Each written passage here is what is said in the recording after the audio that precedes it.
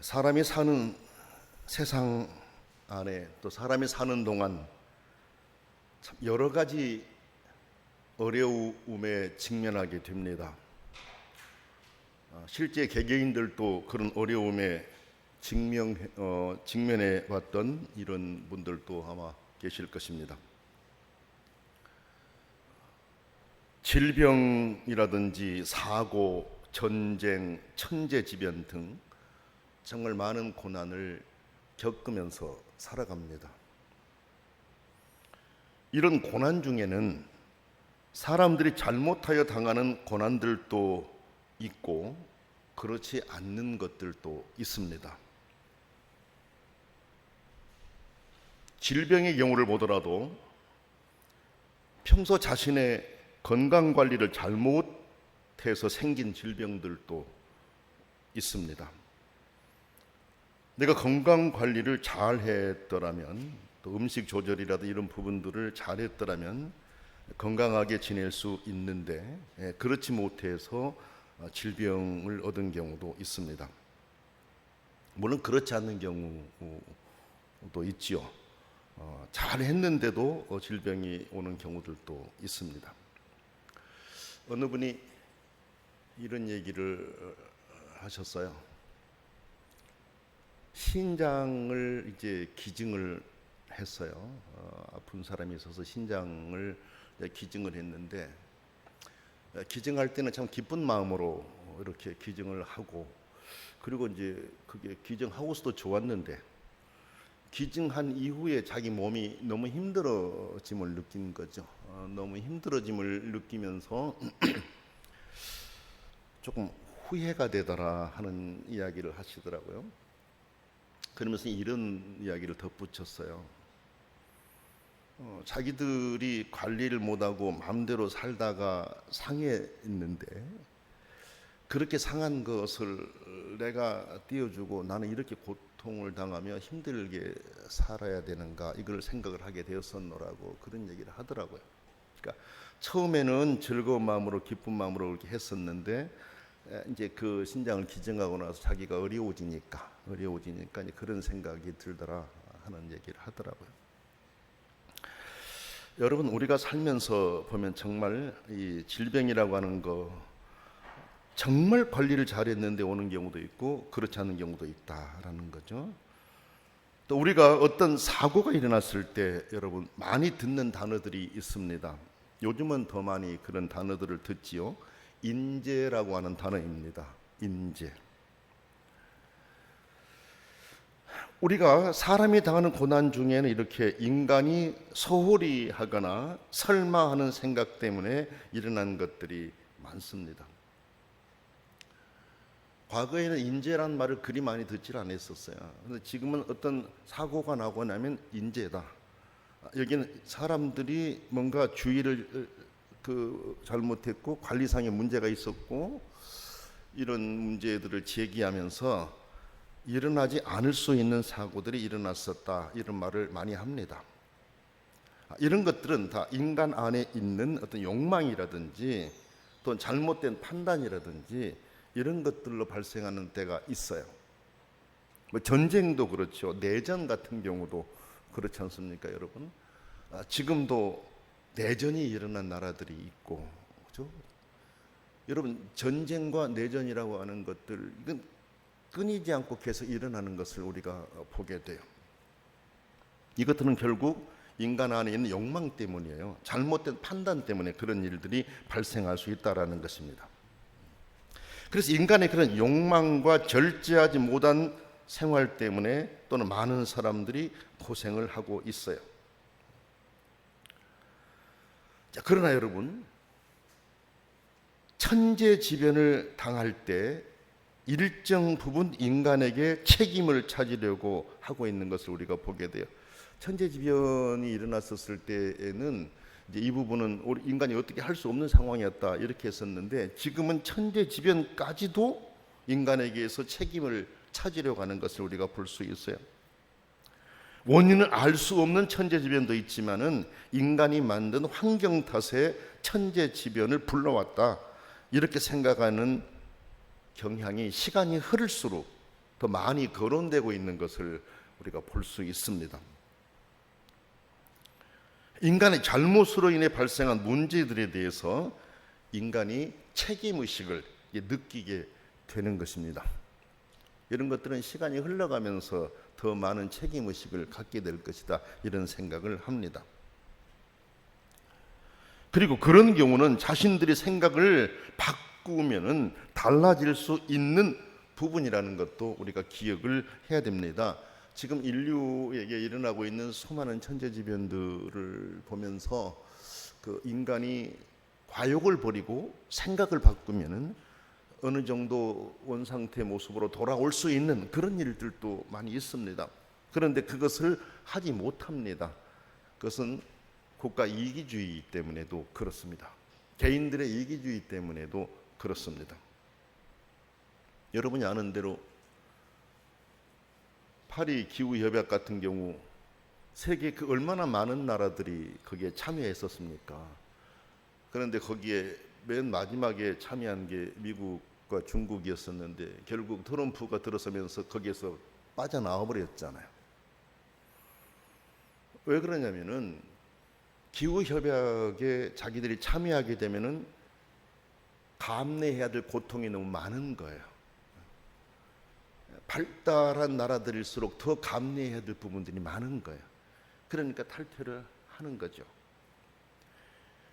지구가 죽어가는데 국가 이익을 위해서 이제 그렇게 한다라는 것인데, 여러분 같이 이 지구라고 하는 것은 하나 같이 살아가는 세상이기 때문에 같이 감당해야 될 것들이거든요. 이렇게 어쨌든 뭐 사람들이 잘못해가지고 이렇게 발생하는 일들도 있고 그렇지 않는 경우도 있다라는 거 말씀드렸고요. 또 사람이 당하는 고난 중에는 남을 위해서 일하다가 희생당하는 경우도 있어요. 그렇죠? 그리고 원인 모를 고통도 분명히 있어요. 아무튼 우리는 많은 고난을 겪고 또 그런 아픔을 보면서 안타까워할 때가 많다라는 것입니다. 그런데 오늘 주신 하나님의 말씀은 우리가 일반적으로 생각하는 것과 다른 고난에 대해서 말씀을 하고 있습니다. 이 사건은 예루살렘에서 된 일로 봅니다. 여기에는 예루살렘이라고 하는 구체적인 게 나와 있지 않지만은 예루살렘에서 이제 이루어졌던 일로 보고 있습니다. 예수님 일행이 길을 가시게 됐는데 길을 가시다가 나을 때부터 맹인된 사람을 보았습니다. 시각장애인을 이제 본 것이죠. 제자들은 예수님께 다가와서 이 사람이 이렇게 된 것이 누구의 죄 때문인가 물었습니다. 자기 죄 때문입니까? 아니면 그 부모의 죄 때문입니까? 라고 질문을 했습니다. 왜냐하면 당시에는 질병의 원인이 죄 때문이다라는 생각을 많이 하고 있었거든요. 그러니까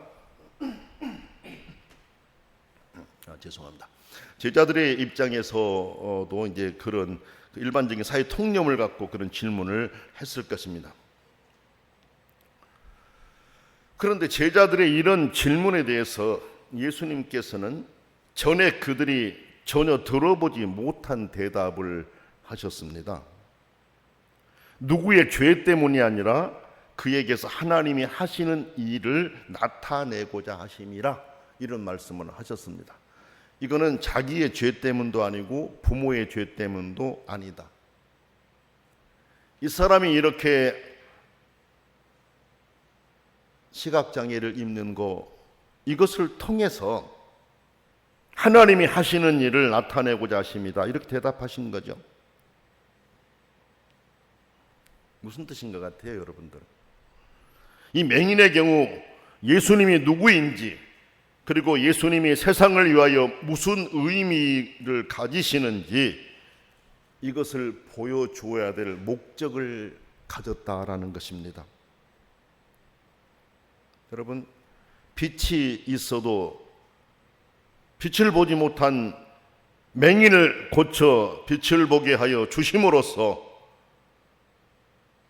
주님이 세상에 빛으로 오셨기 때문에 주님을 만나면 빛 가운데 거하며 구원의 기쁨을 누릴 수 있다라고 하는 것을 보여주시려는 하나님의 뜻이 계신다라는 말씀을 하신 것입니다. 그 내용이 4절에 5절입니다. 보지 못하지 않아요? 보지 못한 사람을 예수님이 고쳐주셔요.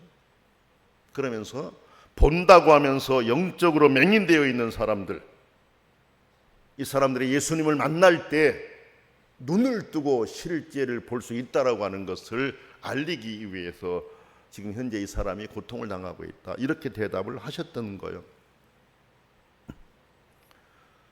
순전히 육신적으로 눈이 머는 것보다 훨씬 더 심각한, 그러므로 치유하기 더 어려운 영적인 눈먼이 있음을 사람들로 하여금 깨닫게 하시려는 이 사람의 고난이다라는 것이에요. 여러분 1절에 보면 날 때부터 맹인된 사람이라는 말씀이 나오는데, 이 말씀 안에는 인간은 영적으로 나면서부터 맹인이다라고 하는 것을 우리로 보게 하는 말씀입니다. 그런데 그 맹인됨을 깨닫지 못하고 사는 사람들에게 예수님이 빛이시고 희망이심을 보여주기 위함이라는 거죠. 우리는 이를 이해하기 위해서 메시아에 대한 구약의 예언과 또 예수님께서 이 맹인을 고치신 사건에 대해서 설명하신 부분들을 한번 들어봐야 됩니다. 메시아에 대한 구약의 예언들을 보면은 여러 곳에서 메시아가 오면 맹인이 볼 것이다라는 말씀을 하셨습니다. 그러니까 이분이 메시아라고 하는 증거는 보지 못한 사람을 보게 해주는가, 보지 못한 사람을 보게 해주는, 눈을 뜨게 해주는 그분이 메시아다라고 하는 것을 구약 성경의 여러 곳에서 우리에게 이미 예언해서 알려주고 있습니다. 이사야 29장 18절 말씀 보게 되면 그날에는 못 듣는 사람이 책의 말을 들을 것이며 어둡고 캄캄한 데서 맹인의 눈이 볼 것이며, 이렇게 예언했습니다. 그날에는 메시아가 오면 맹인이 볼 것이다라는 말씀이죠. 이사야 35장 5절 말씀 보면 그때에 맹인의 눈이 밝을 것이며 못 듣는 사람의 귀가 열릴 것이며, 이런 말씀이 나옵니다. 거기에서도 메시아가 오면 그날에 맹인의 눈이 밝을 것이다 라는 말씀을 하셨습니다.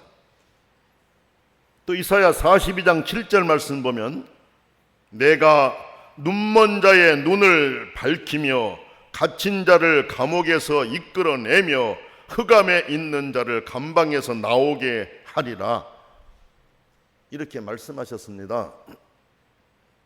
그렇죠? 내가 눈먼 자의 눈을 밝히며, 여러분 이건 역시 메시아가 오면 보지 못한 사람이 보게 될 것이다 라는 것을 분명하게 예언했거든요. 여러분 보세요. 신약 성경에서 이제 세례 요한이 예수님을 증언했지 않습니까? 예수님보다 먼저 와가지고 한 6개월 먼저 와가지고 예수님이 세상 죄를 지고 가는 하나님의 아들이시다라고 하는 것을 알렸던 사람이 세례 요한이었었거든요. 한 번은 세례 요한이 제자들을 예수님께 보냈습니다. 이렇게 질문을 하게 했어요. 오실 그 이가 당신입니까?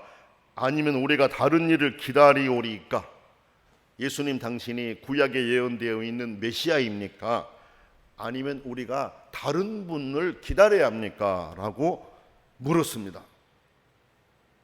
이때 예수님은 눈먼 자를 고치신 것을 말씀하시면서 약속하신 메시아가 나다라고 하는 것을 분명하게 가르쳐 주었습니다. 마태복음 11장 5절 말씀 보면 그렇게 질문한 사람들에게 대답하신 예수님의 대답이 이거예요.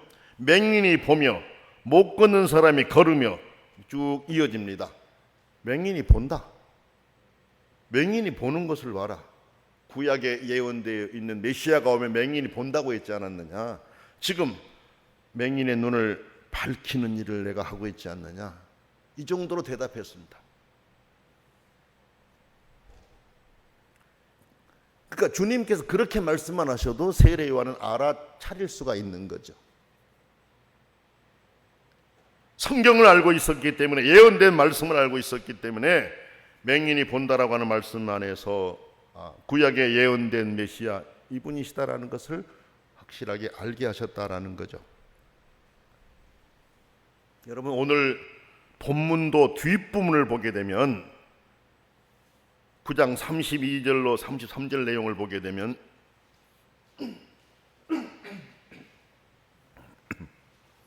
고침받은 사람이 이렇게 말합니다. 창세 이후로 맹인으로 난 자의 눈을 뜨게 하였다 함을 듣지 못하였으니 이 사람이 하나님으로부터 오지 아니하였으면 아무 일도 할 수 없었으리라, 이렇게 말씀하십니다. 그러니까 이 말씀을 보게 되면 그 뒤에 맹인들을 고치신 사건들이 많이 나오잖아요. 그러니까 그 전에 이게 일어났다는 걸 우리가 알 수 있어요. 창세 이후로 맹인으로 난 자의 눈을 뜨게 하였다 함을 듣지 못하였다. 그런데 내가 눈을 뜬 걸 보면 이 사람이 하나님으로부터 오지 아니하였으면 아무 일도 할 수 없었으리라. 이분이 메시아다라고 하는 것을 눈뜬 사람이 말하는 것입니다.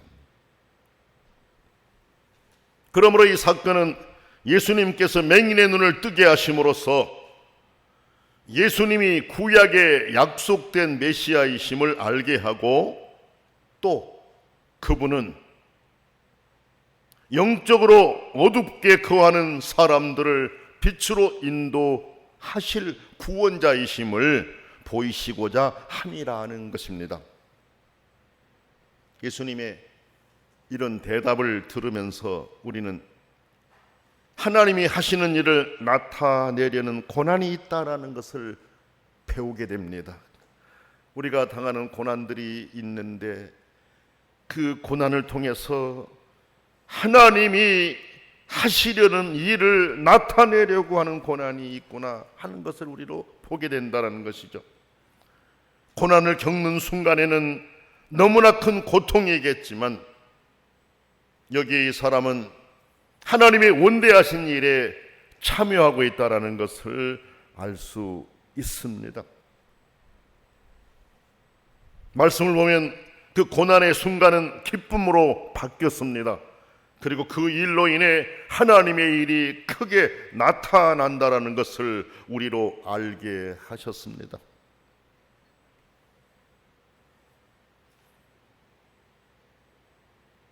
나면서 보지 못했으니 얼마나 안타깝습니까?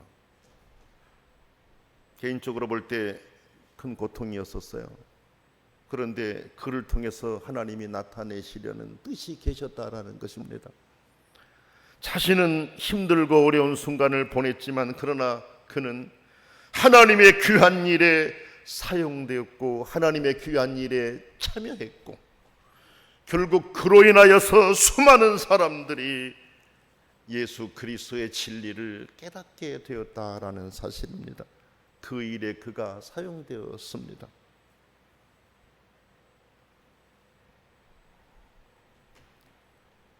하나님께서는 이 사람이 맹인된 것이 그에게서 하나님이 하시는 일을 나타내고자 하심이다 라고 말씀하시고 그 의미를 설명하신 다음에 땅에 침을 뱉었습니다. 진흙을 일겨서 그의 눈에 바르셨습니다. 여러분, 예수님이 침을 사용해서 병자를 고치신 사건이 다른 곳들에도 나와요. 마가복음 7장 33절이라든지 마가복음 8장 23절 말씀을 보시게 되면 예수님께서 침을 발라서 고치신 이 내용이 나옵니다. 물론 이런 두 곳에는 침을 직접 발랐습니다. 그런데 여기서는 침을 뱉어서 진흙을 이겨서 그의 눈에 발랐습니다. 좀 다릅니다. 그리고 여러분, 실로암에 가서 씻으라라고 말씀하셨습니다. 이에 가서 씻고 밝은 눈으로 왔습니다. 그런데 여러분, 여기에 아주 큰 의미가 있습니다. 뭐냐면 실로암이라고 하는 뜻 자체가 보냄을 받았다라는 뜻이거든요. 보냄을 받았다. 자, 그래서 실로암은 하나님의 보내심을 받은 분으로서 그리스도와 연관됩니다. 여기 실로암은 보냄을 받았다는 뜻인데 예수 그리스도는 하나님의 보내심을 받은 분이시잖아요. 그렇지 않습니까? 설명하면 이렇습니다. 이 사람이 실로암에 가서 씻어서 보게 되었는데 그것은 연못의 물을 통해서가 아니라 그리스도를 통해서 맹인이 치유되었다라는 것을 설명하기 위함입니다. 그래서 실로암에 가 씻어라. 실로암은 보냄을 받았다라는 뜻이거든요. 당시에는 치매 질병에 효염이 있다라고 생각을 했었어요. 실제로 성경 외에도 다른 문헌들을 보게 되면은 침을 발라가지고 이렇게 고친다라는 게 나와 있는 것들을 우리가 읽을 수가 있어요. 주님께서 당시에 사람들이 생각하는 관념들을 사용하셨지만 침이나 진흙이나 연못이 그를 보게 한 것이 아니라 주님이 그의 눈을 또 보게 하셨다라는 것을 실로암을 통해서 우리로 알게 하십니다. 성도 여러분, 예수 그리스도는 빛을 주기 위해 오신 사랑의 주님, 구원의 주님이십니다. 주님 안에 거하고 주님께서 우리에게 분부하신 말씀들을 듣고 순종하며 살아갈 때 우리는 즐거움을 얻을 수가 있습니다. 맹인이 주님을 만나 다른 사람들이 겪지 못한 기쁨을 누렸듯이 오늘 우리도 이미 그 기쁨 안에 있는 사람들입니다. 예수 그리스도를 믿고 하나님의 사람이 되었기 때문에 그렇습니다. 여러분 성경을 보면요, 예수님 맹인들을 고쳐준 내용들이 몇 군데 나오지 않습니까? 그런데 다른 곳에는 맹인들이 나와서 먼저 예수님께 우리 고쳐달라고 소리 질렀습니다.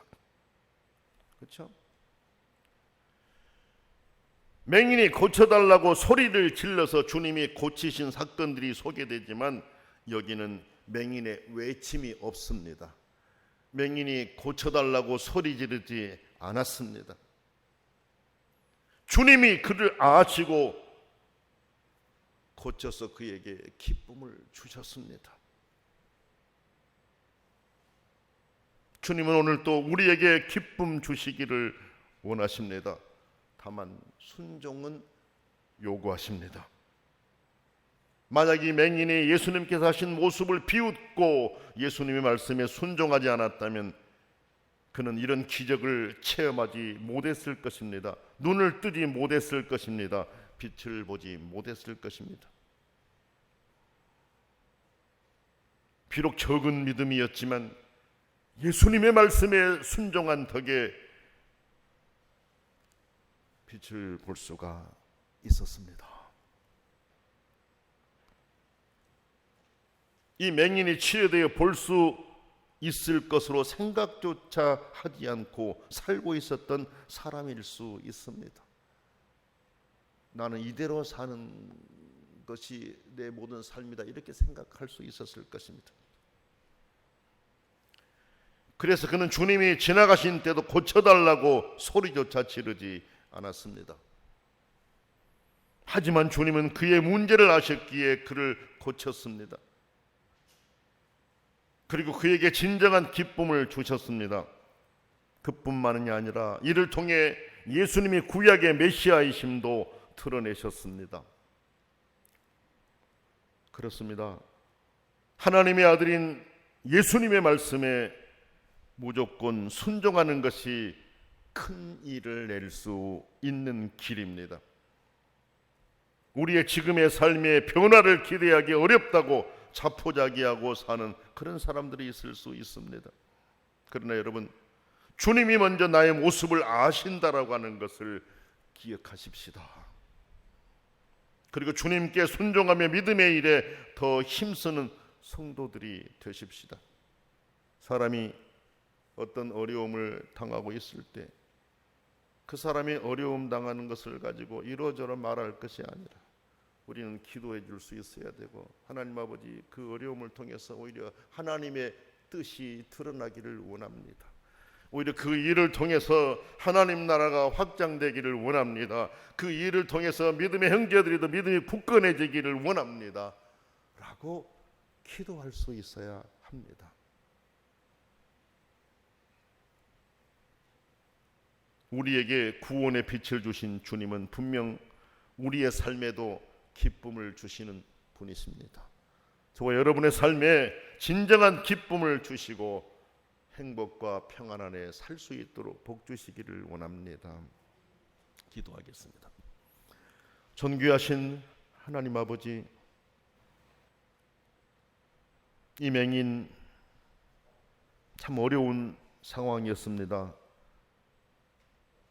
그러나 그를 통해서 하나님이 하시려는 귀한 일이 드러났음을 보게 됩니다.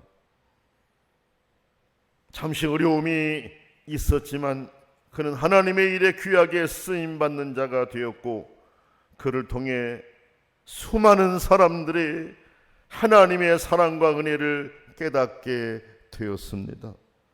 존귀하신 아버지 하나님, 우리가 말하지 않아도 우리의 모든 문제를 알고 계신 주님이심을 우리가 믿게 하셔서 전능하신 하나님께보다 가까이 다가가는 삶이 될 수 있도록 저희들을 사로잡아 주시기를 원합니다.